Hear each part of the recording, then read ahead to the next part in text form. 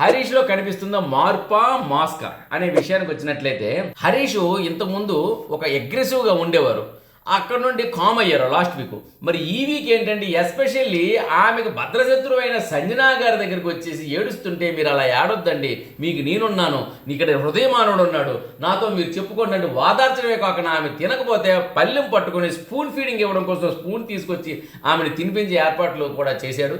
ఆ తర్వాత తనకి నాకు కోడిగుడ్డు ఉక్కురు కావాలి, అదే మన బుజ్జి కావాలి అంటుంటే మరి 10 రోజుల నుండి స్నానం నేను చేయలేదు, మరి మీకు ఓకేనా అంటూ చతురత వేసి కూడాను సరే సెంటు కొట్టుకొని మరి మీకు నేను కోడిగుడ్డు బుజ్జి చేస్తాను అని చెప్పేసి ఆయన బుజ్జి చేయడానికి సిద్ధపడ్డాడు.